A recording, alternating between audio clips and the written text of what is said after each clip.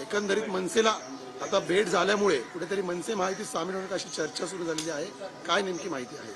हे बघा, राष्ट्रीय लोकशाही आघाडी भारतीय जनता पार्टीच्या नेतृत्वाखाली देशभरामध्ये महाराष्ट्रामध्ये कार्यरत आहे आणि आमची भूमिका पहिल्यापासून स्पष्ट आहे की माननीय नरेंद्र मोदीजींना पुन्हा एकदा देशाचे पंतप्रधान करण्याकरची भूमिका ज्यांची असेल त्या सगळ्यांचं आम्ही एनडीएमध्ये राष्ट्रीय लोकशाही आघाडीमध्ये महाराष्ट्रामध्ये महायुतीत स्वागत करतोय आणि राज ठाकरेंनी जर का तसा विचार केला असेल तर त्यांचं स्वागत आहे. दुसरे ठाकरे जे आहेत ते आता महायुतीत सामील होतात. या आधी ठाकरे होते परंतु त्यांच्यासोबत युती तुटली आणि आता दुसरे ठाकरे सोबत येत आहेत. किती महत्त्वपूर्ण असेल राज्यातल्या या सगळ्या राजकारणात मतांच्या गरजे? हे बघा, महाराष्ट्राच्या आणि देशाच्या जनतेने हे ठरवलेलं आहे की 45 पेक्षा जास्ती जागा महाराष्ट्रात आणि देशामध्ये 400 पार हे भारतीय जनता पार्टी प्रणित राष्ट्रीय लोकशाही आघाडी करणार आहे. राज ठाकरे यांचा मनसे हा पक्ष महायुतीमध्ये आला, त्याचं निश्चित स्वागत आहे आणि त्याचा फायदा हा आगामी राजकारणामध्ये 100% होईल. संजय राऊत असं म्हणतात की असे कितीही शहांचे मनसुबे असले आमच्या मतांचं विभाजन करण्यासाठी तरी हे मनसुबे महाराष्ट्रातली जनता जी आहे ती सहन करणार नाही असं त्यांनी म्हटलं. राऊतांना म्हणावं, आधी महाविकास आघाडीचं जागा वाटपाचं बघा, वंचित बरोबर काही जमतंय का बघा. आणि त्याच्यामुळे राऊत हे डोक्यावर पडलेले ग्रहस्थ आहेत, त्यामुळे राऊतांच्या विधानांना कोणीही सिरियसली घेत नाहीये.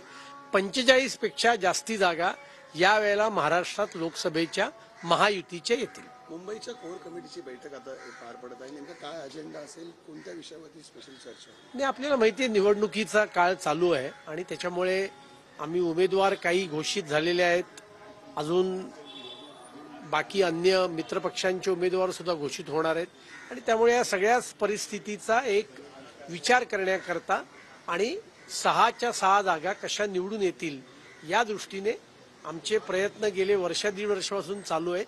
त्यातलाच एक भाग म्हणून आजची मुंबईच्या भारतीय जनता पार्टीच्या कोर कमिटीची मीटिंग आहे. राज ठाकरे तुमच्या सोबत आल्यावर मुंबईत नेमका किती फायदा होईल? कारण की भाजपला हे बघा, फायदा संपूर्ण महाराष्ट्रामध्ये होणार आहे, केवळ मुंबईत नाही तर महाराष्ट्रात पूर्णपणे फायदा होणार आहे.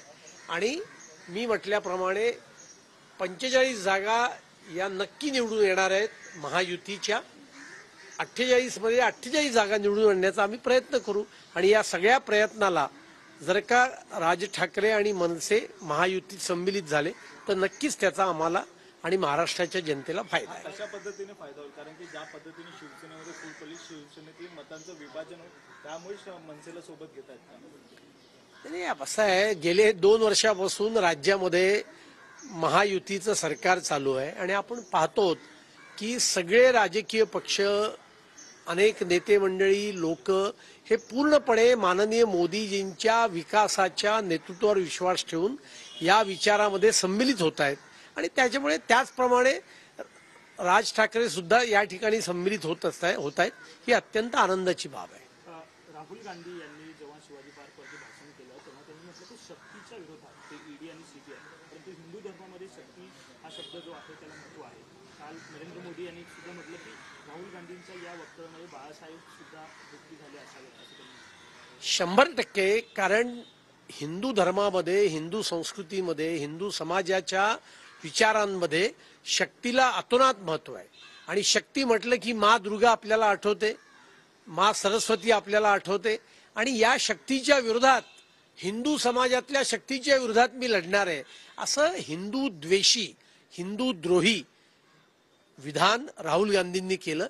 हेच राहुल गांधी होते ज्यांनी अमेरिकन कॉन्सुलेटच्या लोकांना सांगितलं हिंदू दहशतवाद हा या देशासमोरचा सर्वात मोठा धोका आहे आणि त्यामुळे पुन्हा एकदा हिंदू विरोधी चेहरा राहुल गांधींचा आणि काँग्रेसचा शिवाजी तीर्थावरच्या त्यांच्या तथाकथित भाषणामध्ये स्पष्ट झालेला आहे.